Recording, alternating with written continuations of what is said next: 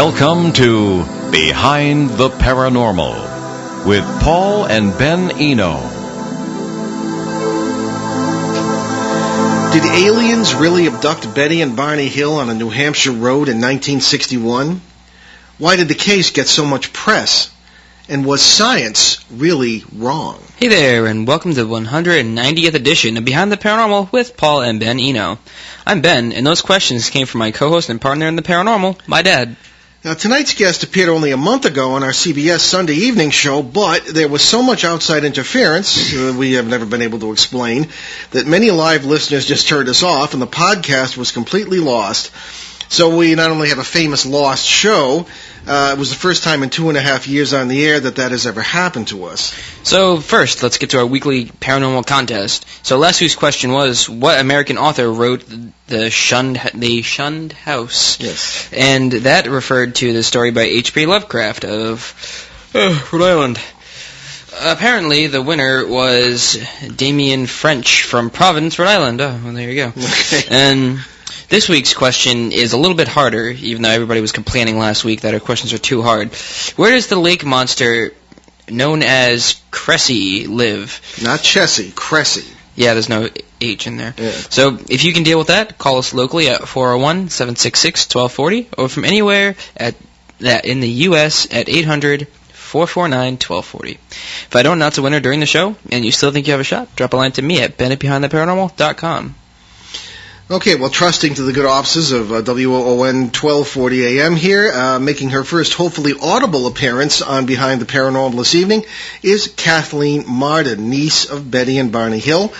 Ms. Marden earned her B.A. in social work at the University of New Hampshire in 1971, then did graduate work in education at the University of Cincinnati and later UNH. She was a social worker and eventually became a teacher and administrator. In 1990, she became a full-time UFO investigator, researcher, and writer. Ms. Marden taught adult education classes on UFO and abduction history, and for 10 years volunteered as the Mutual UFO Networks, that's MUFON's, Director of Field Investigator Training. In 2003, MUFON recognized Ms. Marden as... lost my place. Outstanding contribution to the field by dedicating the MUFON Symposium proceedings to her. Several of her articles have been published in the MUFON Journal. She has written papers on the use and misuse of hypnosis and abduction investigations, and many more topics we'll discuss tonight. Her 2007 book, Captured, The Betty and Barney Hill UFO Experience, with co-author Stanton T. Friedman, is a case study of the abduction of her aunt and uncle. Her latest book, also co-authored with Friedman, Science Was Wrong, is now available. And her website, www.kathleen-marden.com, M-A-R-D-E-N. Kathleen Marden, welcome to Behind the Paranormal. Oh, thank you. It's great to be with you again. Well, good. Well, better luck this time. Yeah. Yeah. Okay. And just give the numbers again, I guess. If you'd like to speak with us again, or our guest this evening, call 401-766-1240 in the local area, or nationally 800-449-1240. So before my dad has a chance to step in my lines again, how well did you know your aunt and uncle? My aunt and uncle were pretty close family members. They lived about 20 miles away from my childhood home. And my mother and Betty, her sister, were very close. In fact, when I was born in 1948, my parents were living in Portsmouth, and that's where Betty and her first husband lived, and they were actually next-door neighbors. So Betty frequently took care of me, and I formed a very strong bond with her, I believe, as a result of that.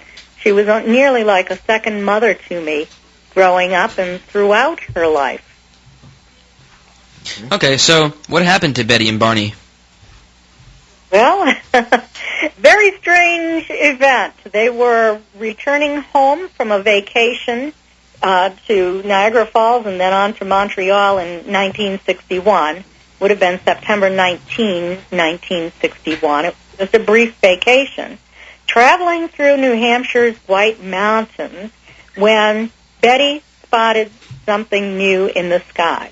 At first, it appeared to be a falling star, only it was falling upwards instead of in its usual course, And this really was perplexing to her, so she continued to watch it. And as she watched it, it grew larger and larger in the sky. It had stopped beside the moon. And she was so perplexed by this, wondering if it was a satellite or what it might have been, that she finally convinced my Uncle Barney to pull over to the side of the road so that she could get a better look at it. And when they did, she noticed that it had traveled in front of the face of the moon, flashing multicolored lights. It was then about a third the size of the moon. And as Barney watched it, when Betty returned to the car, it traveled, had already passed the moon and was traveling toward Vermont. But without looking as if it had turned, it just shot back in their direction.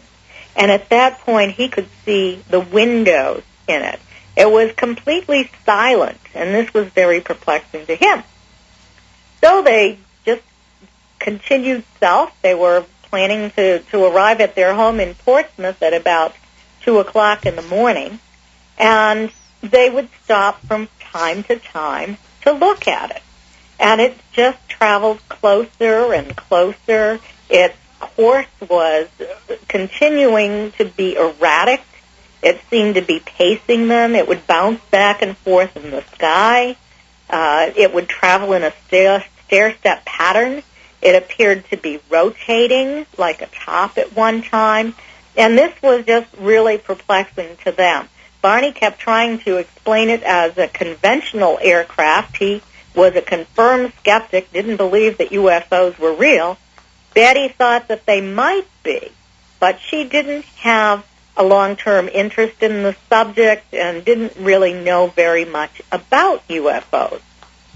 So they just headed through the area called Franconia Notch, that's the tourist area, and sightseeing area. Cannon Mountain is there. The old man of the mountain was there before it fell in 2003. Symbol of the state of New Hampshire. They noticed that when they stopped at the old man of the mountain, the craft appeared to be about 1.5 times the length of the old man's profile, which was 48 feet from forehead to chin. So that gives you an idea of how large the craft was. It wasn't just a star in the sky.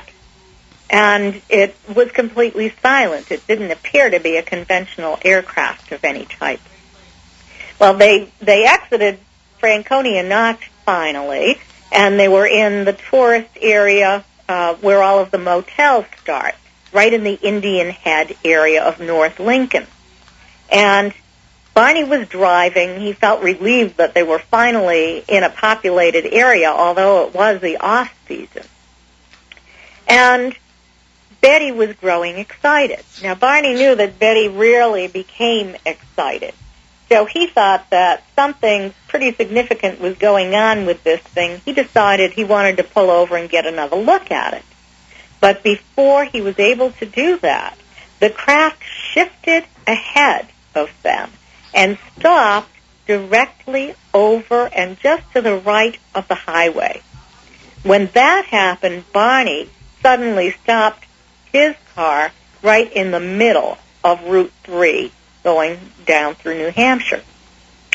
And the craft continued to descend in their direction.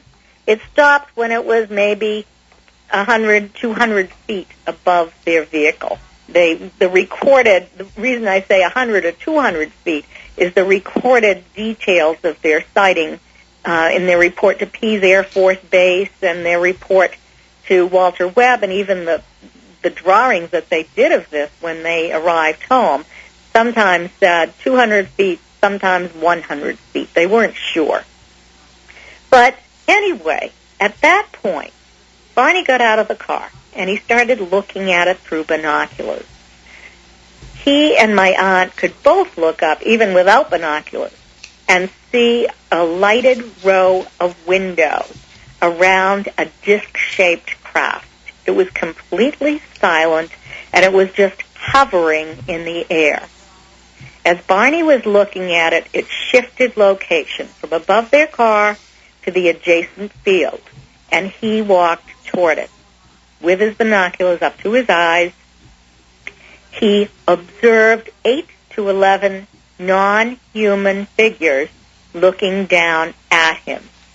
He, at that point, didn't remember exactly what their facial features looked like.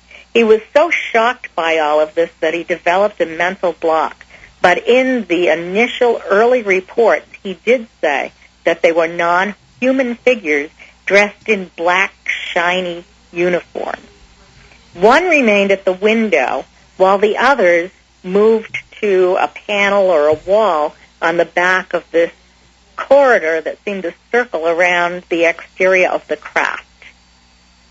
And the being at the window held a special attraction for Barney. He seemed to be communicating with him, that he had a plan. And Barney was very fearful at that point that the plan was to capture him. And in the early reports, he said like a bug in a net. So he really wanted to get away from all of this. When the figures moved to that panel in the back of the hallway, the craft tipped toward Barney, and something started to drop out of the bottom of it. There were also little fin-like structures that started to sort of telescope out of each side of that disc. And finally, he was able to break away. He actually broke the leather binocular strap when he pulled those binoculars down away from his eyes, running back to the car and screaming to Betty that they had to get out of there or they were going to get captured. Betty had been sitting in the car, and she was becoming more and more upset because she thought that Barney was in danger. And she kept calling for him, and he didn't come. She was thinking that if he didn't come soon, she was going to get out of the car and go into the field after him. But he came running, he got into the car, threw his binoculars down, and started driving rapidly down the highway. He told Betty to roll down her window and look up, because when he returned to the car, he noticed that the craft had followed him, and it was once again over their vehicle. Well, Betty looked up, and she didn't see anything. All she saw was blackness. It was a bright, starry night. The sun was the moon was a waxing gibbous moon. But she didn't see any of that. All she saw was blackness. And suddenly, she and my uncle heard a series of beeping or buzzing sounds that seemed to be striking the trunk of their car. And it caused the car to vibrate, and for this vibrating sensation to pass through their bodies. Their bodies tingled, and they started to feel drowsy. Instead of talking to each other, and you think that they would, I know that if it were my husband, I'd want to know immediately what he saw in the field, and Betty was a lot like me. But they didn't speak again for 30 miles. In that time frame, they did recall a few things. They had a vague memory of encountering a roadblock somewhere. They had a vague memory of a fiery orb in the road silhouetted against some trees. Then they had a second series of these code-like beeping or buzzing sounds that returned them to full consciousness. And that is when they resumed talking to each other. They looked around for the UFO. They could not find it. They didn't see it again. And they drove back to their home in Portsmouth, looking in the sky for it, but not seeing it. When they arrived home, they noticed that they were a little later than they anticipated. It was actually 5 o'clock in the morning. It was daylight. The birds were singing. They checked their watches, and the watches apparently had stopped. They didn't think much of it at the time. They had checked them the previous evening a couple of times. Betty had checked hers for the last time at 11:20 when they were passing by Cannon Mountain. But they hadn't checked them again. Their watches were broken. They never worked again. tops of Barney's best dress shoes were deeply scraped. He had to wear them for yard work after that, and he was a meticulous dresser. The dress that Betty had put on that morning was torn, and it was torn in a very bizarre way. The top of the zipper was torn 2 inches on one side and 1 inch on the other side. It was in fine condition when she put it on. The lining was torn from waist to hemline. The hem was torn down on one side. No prosaic explanation for what happened to them. Very strange event. Indeed. 13 when I heard about this. All right. All right, so do you have any doubts about the story? I'll tell you, I began my research because I did have doubts. I began my research 20 years ago, and I left my profession at that time because I was so curious about this that it had an incredible impact upon my life. You can imagine being 13 years old and having close family members tell you this story. And I would have just sort of brushed it off if those family members were two of the less credible people in the family, but these were highly credible people. Betty was a social worker for the state of New Hampshire. She was later promoted to supervisor. Barney worked for the post office, but he was also very active in the civil rights movement. He was in the NAACP. He was legal redress for the NAACP. He was appointed by the governor of the state of New Hampshire to serve on the state advisory committee to the U.S. Civil Rights Commission, and he was also a delegate to Lyndon Johnson's campaign. The three of us actually attended Johnson's inauguration in 1965. So you can see that he was well-known, well-liked, and politically active in the state. Mm-hmm.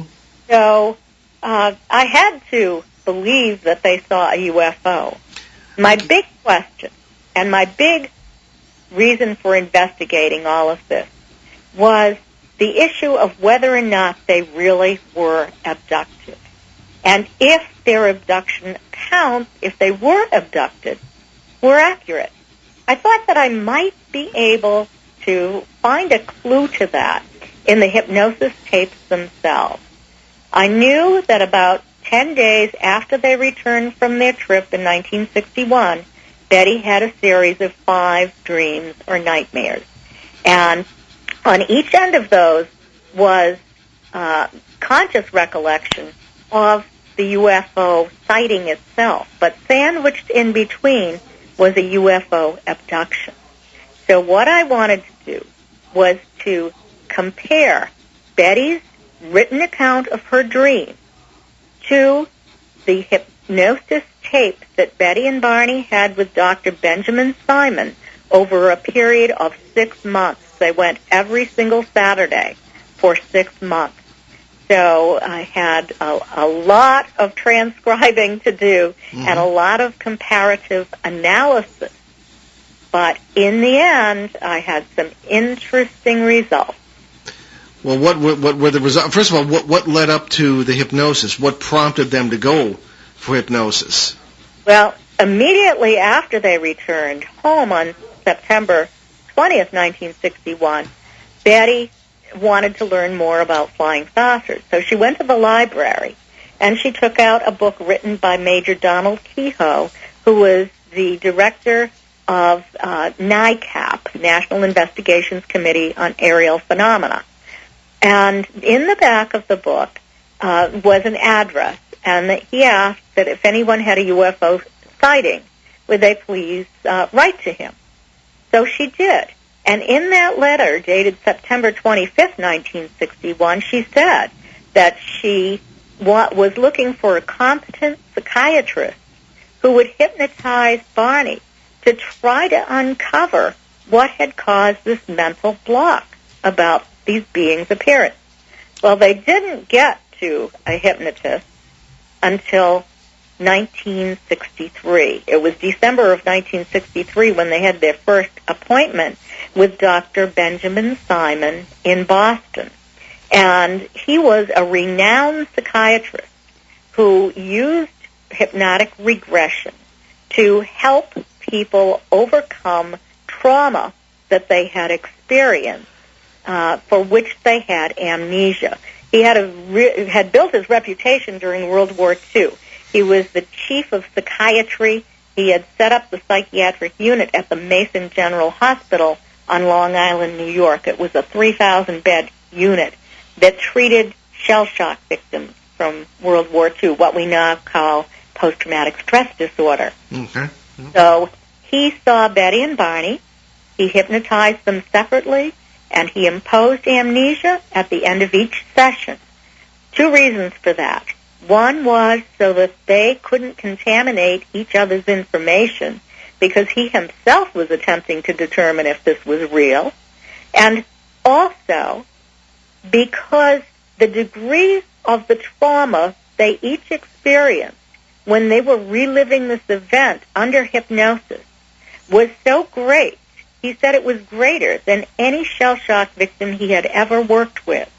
It was so great that he didn't want to further traumatize them by permitting them to remember the entire event.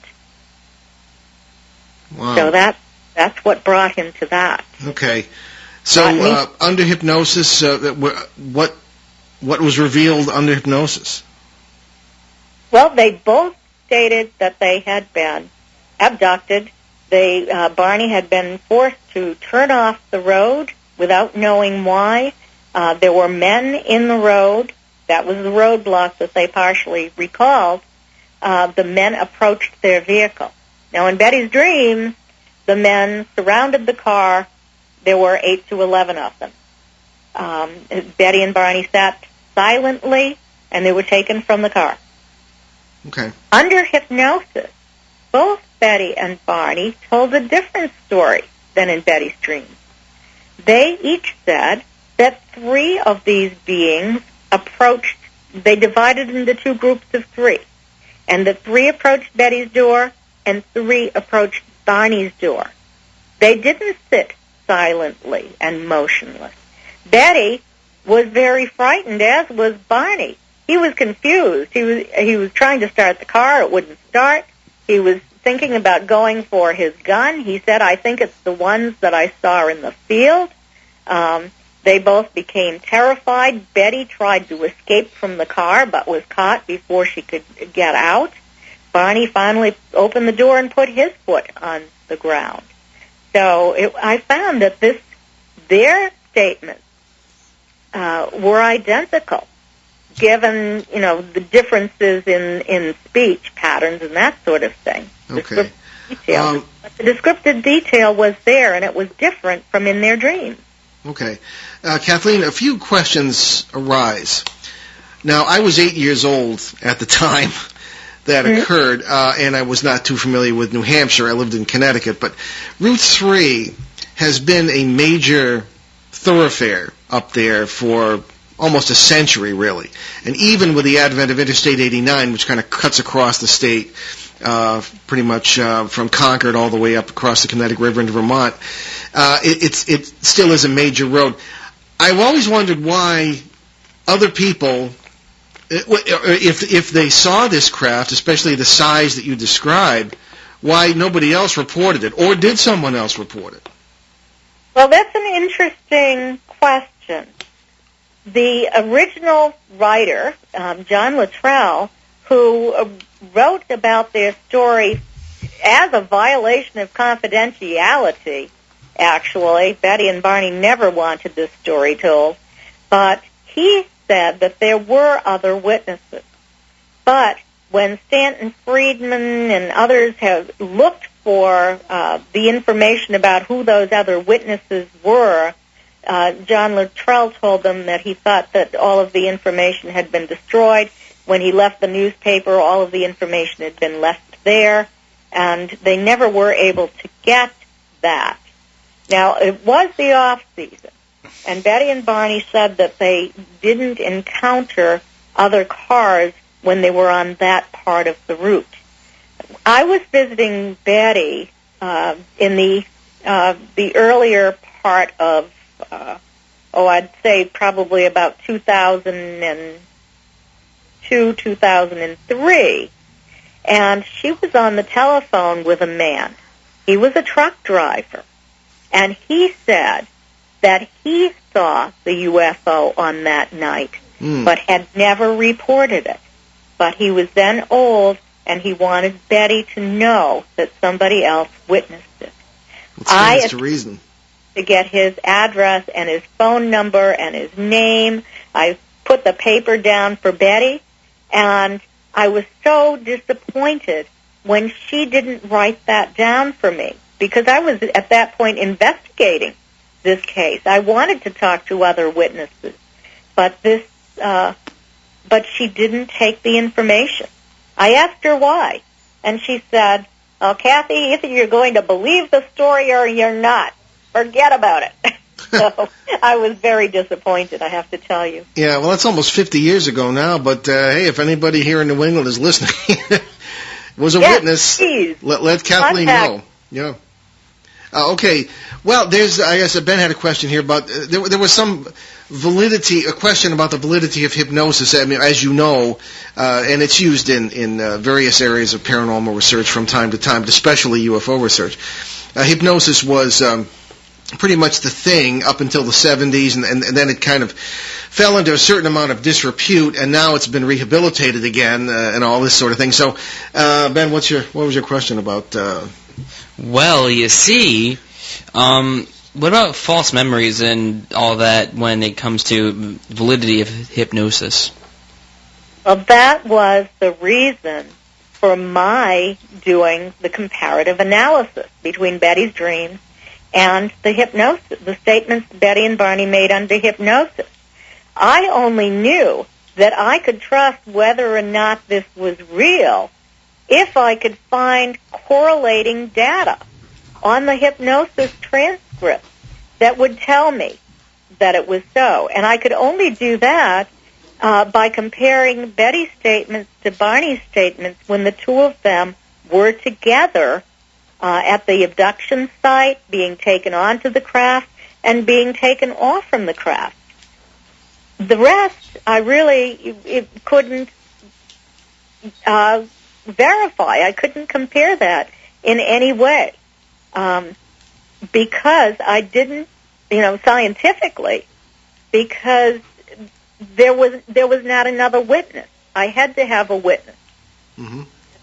And Betty and Barney were alone during their physical exams on board the craft. Okay.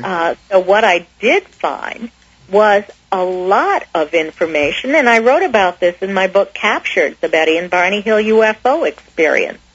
And there was a lot of information I found that led me to believe that at least part of this experience was real, and probably a good part of it. I do believe that Betty did relive the fantasy portion of her dream material, at least for part of her physical examination, the time that she spent on the craft. Okay. We're going to take a real quick break here and return very shortly to talk about the Betty and Barney Hill experience and also other UFO matters with Kathleen Marden, researcher, author, and here on WON 1240 AM on ON Worldwide in New England's beautiful Blackstone River Valley. I did want to mention that a lot of people ask where they can get my books, and one place locally here in Woonsocket, Rhode Island, is at the Museum of Work and Culture gift shop. They always stock them, and even if you can't find them at Barnes & Noble or wherever, which you sometimes can, they're available at the Museum of Work and Culture, which is at Market Square in Woonsocket, and it is a Disney-quality museum of tremendous interest to those particularly who have a concern or an interest about the industrial history of the Blackstone Valley, where the American Industrial Revolution, I should say, was born, and exhibits document the lives particularly of the French-Canadian immigrants who worked in the mills here, and it's very poignant and again very high quality, and it's a wonderful, wonderful experience for anyone who is a local or a tourist.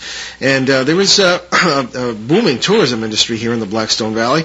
A lot of local people visiting, of course, from around New England. Now that the economy isn't so fantastic, and people don't necessarily fly to Europe every summer.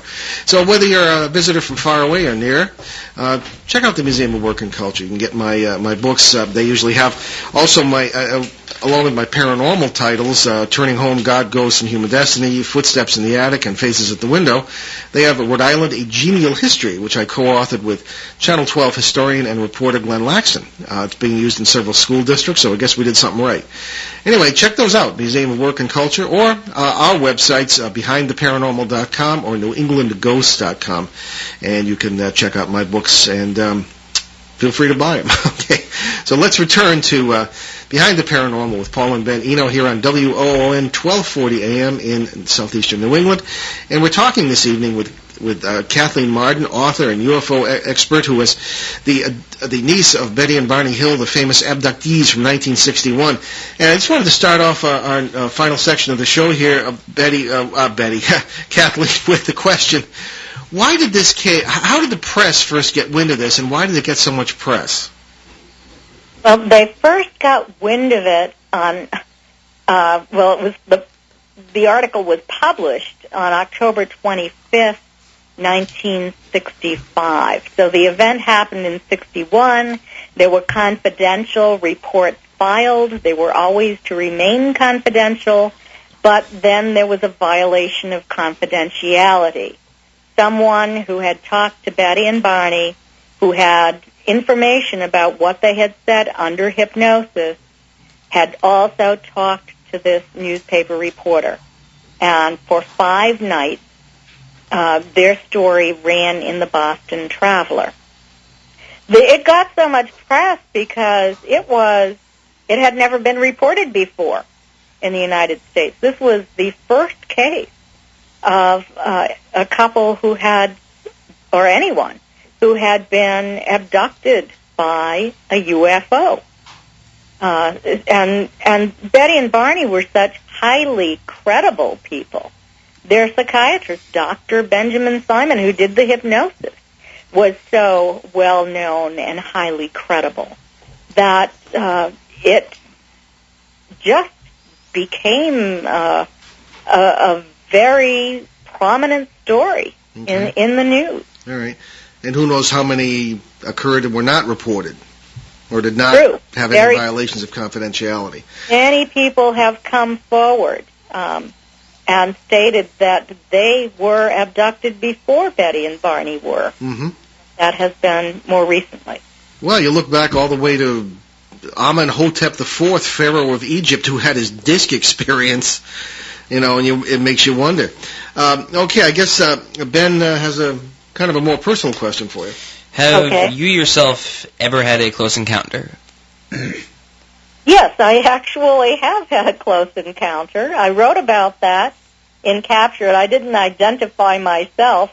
It was what I did was I quoted the documentation from a sighting. It was a multiple witness sighting that I had with my Aunt Betty.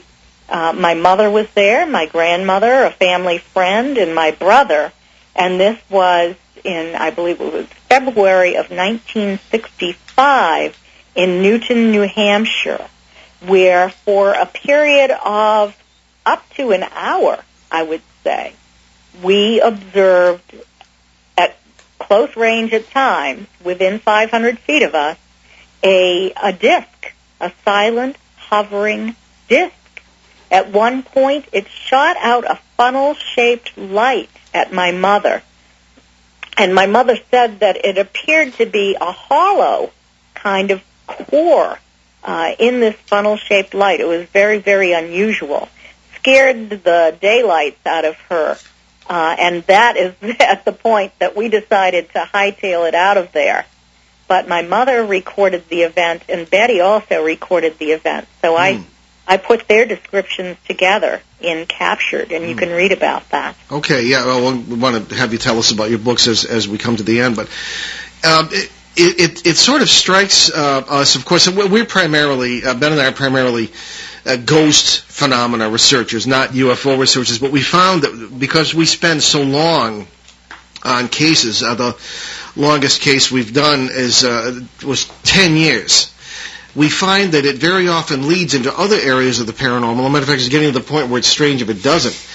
There seem to be UFO repercussions even to ghost cases. It's strange because we think the same process is involved in all paranormal phenomena. For example, we had a case in Connecticut that started with quote-unquote ghosts and various things people were seeing, and now it's turned into essentially a UFO case complete with armed troops and things of this kind. And it is pointed out one thing that I just wanted to get your comment on, and that is that in this particular case, people were getting out of their cars and watching UFOs in the sky, as in the Hudson Valley cases and things of this kind in that area, and this particular one being in Connecticut.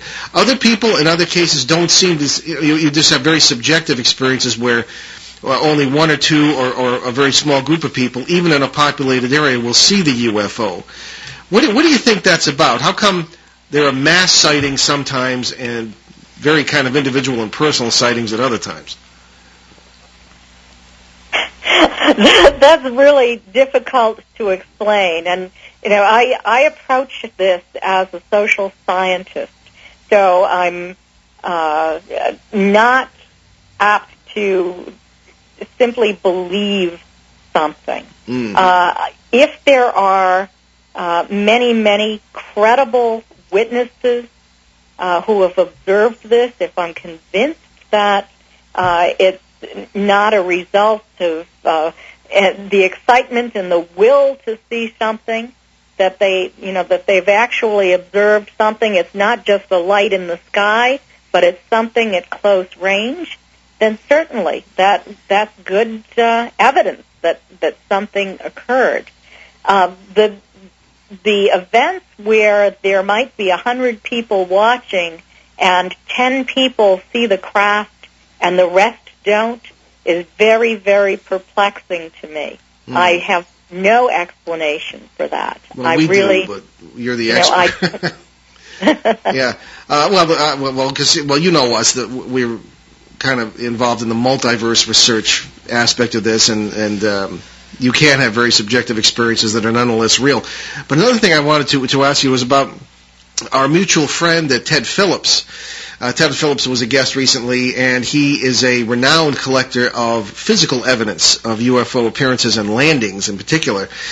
And he has pointed out, and I wanted to get your take on this, he has pointed out that from the days of the Betty and Barney Hill incident up until today, there have been changes in the nature of UFO experiences, particularly in the sense that people used to see, up until relatively recently, would see craft, even as you pointed out, with windows and little guys looking out of the windows. But now, it seems that there are more incidents of smaller ball or orb-like, or as he calls them, ovals, appearing in people's yards and in the woods and all this sort of thing. What's your impression? Do you think the nature of the UFO phenomenon is changing? I think that the modus operandi is changing somewhat because the craft seem to be abducting people from the road or from the woods or camping or whatever, maybe once. But then they continue to have abductions after that. And often those abductions occur from their homes, sometimes when they're sleeping, or very often when they're sleeping. And that's an area that makes it really, really difficult, because then you say, are they having hypnagogic or hypnopompic hallucinations, or is this a real event? So, that's the reason for putting activated security cameras, infrared cameras in people's houses. I can tell you that from the very beginning, there were odd paranormal events that took place in the homes of the early abductees. Mm-hmm. They were not reported generally, because the researchers investigators didn't want to add a crackpot element to all of this, and they thought that it was really a crackpot element. Yeah. But I can tell you that many of the early abductees reported orbs in their homes. They reported poltergeist-like activity, not before their abduction, but after their abduction. Yeah, we find that day in and day out, and nobody else seems to be paying attention to it. They don't make the connection. That's my problem with Western thinking. We take things apart rather than put them together. Therefore, we can't see the big picture most of the time. And my next question, I know Ben's got a question here too, but I was going to ask you if Betty and Barney had other sorts of paranormal activity that perhaps they didn't associate with their UFO experience. There was some paranormal activity in their home, and they did associate it with UFO experience. Also in my own childhood home.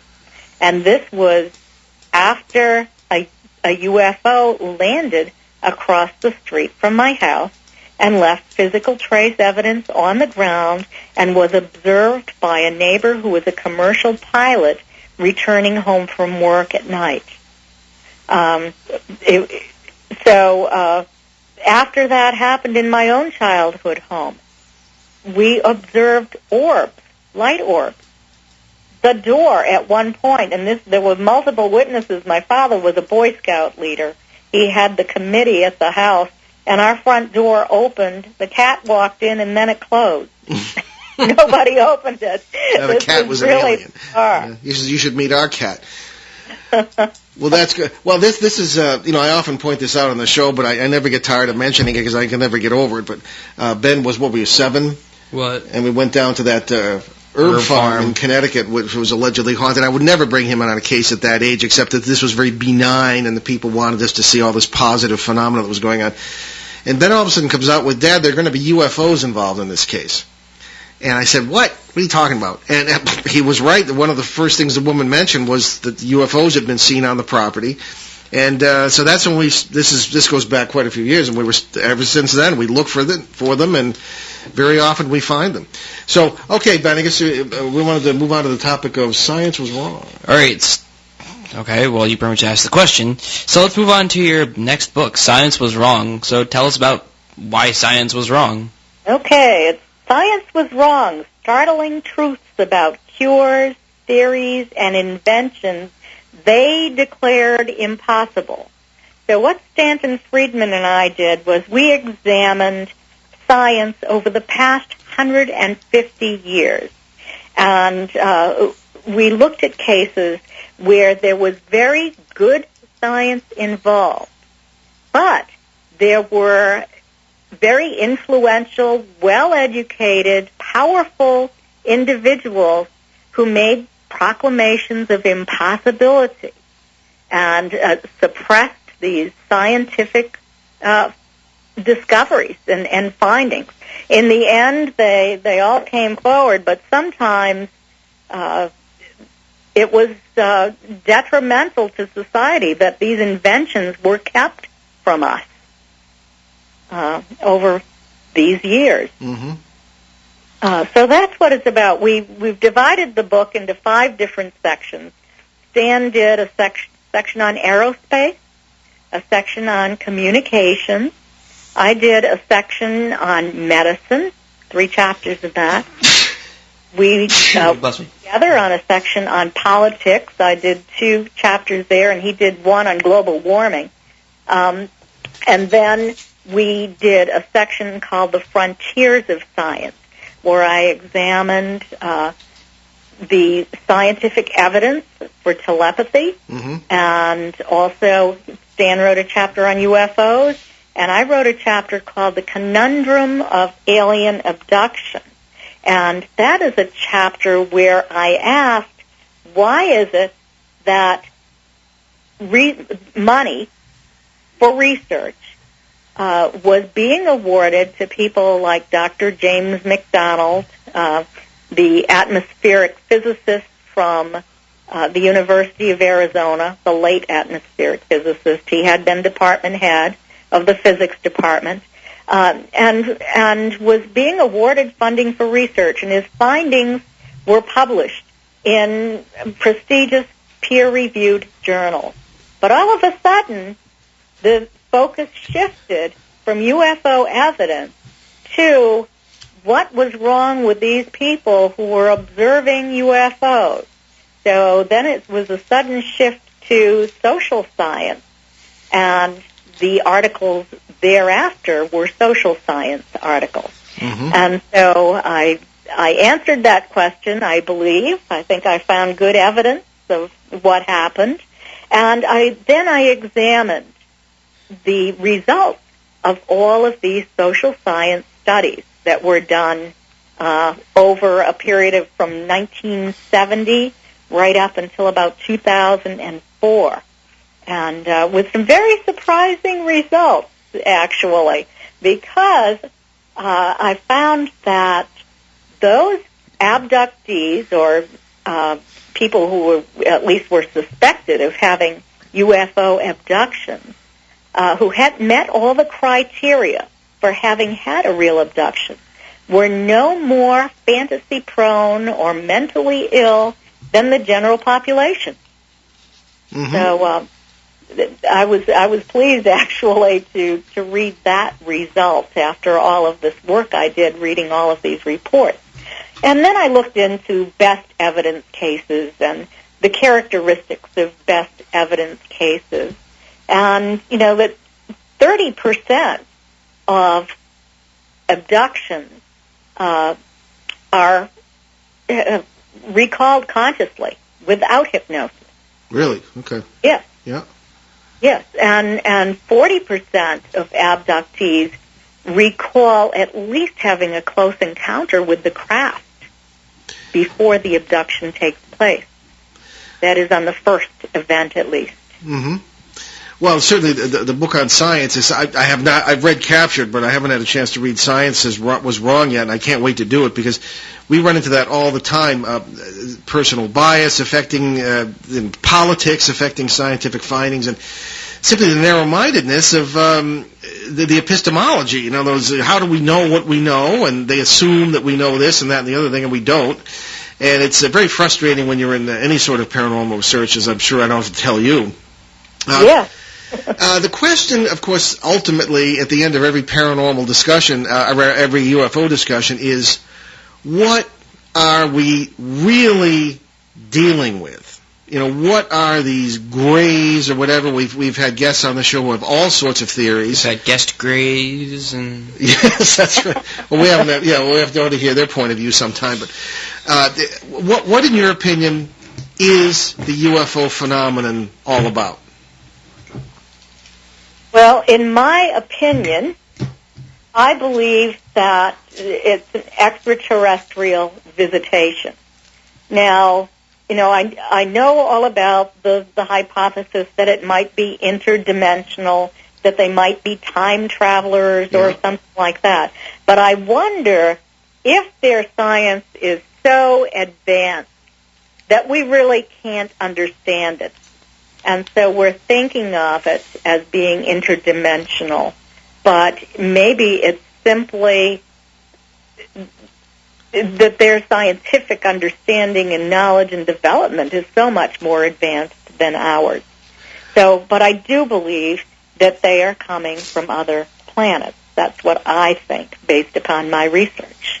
Okay, and I'm not to interrupt, but we're coming down the wire here, but I have brought this up with Stan Friedman from time to time, and I'm amazed at the assumption that most of us make that when we use the word advanced, it means technologically advanced rather than spiritually advanced or philosophically advanced, or that advancement has got to do only with technology. What say you? Well, I certainly hope that they are spiritually advanced. I've done a lot of thinking about that. Why don't they make contact with us? And I have a hunch that it might be for, well, a few reasons. But one of those might be that they fear that the impact of contact would be devastating to our society. Also, I wonder if they are even so far ahead of us that they think of us as the way that we think about great apes, for example. Mm-hmm. That, we haven't normalized relations with the great ape population, although we study them. Maybe they're doing the same thing with us and simply feel that we are so primitive and inferior to them that we are only here for their observation and not for interaction. Well, I was never particularly fond of apes anyway.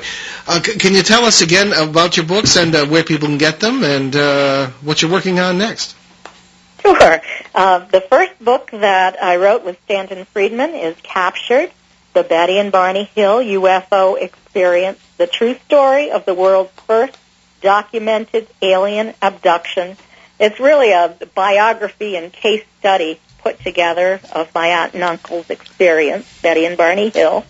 And our second book is Science Was Wrong, Startling Truths About Cures, Theories, and Inventions They Declared Impossible.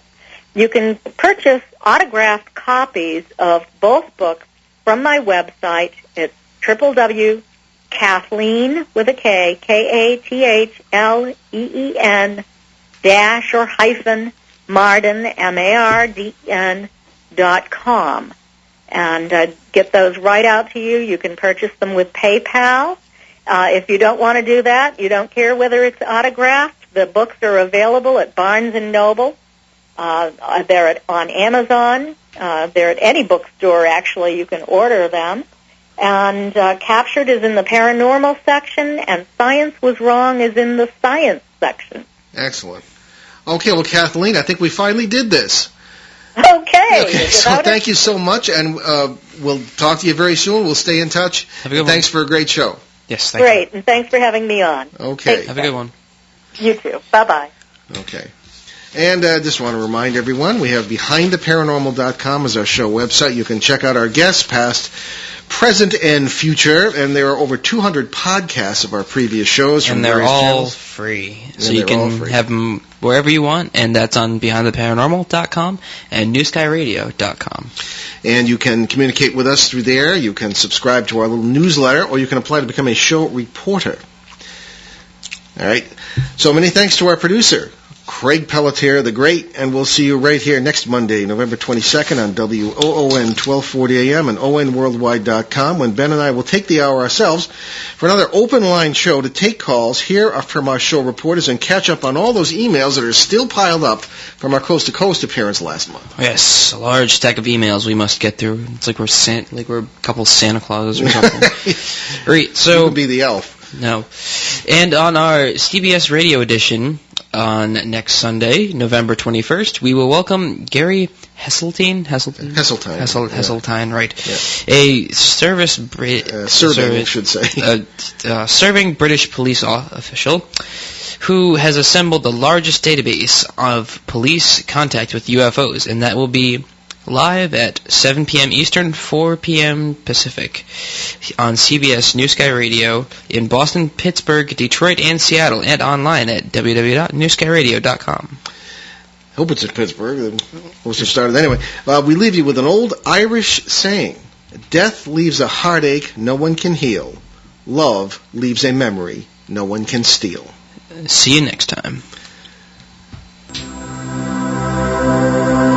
Return to this radio frequency 167 hours from now for another edition of Behind the Paranormal with Paul and Ben Eno.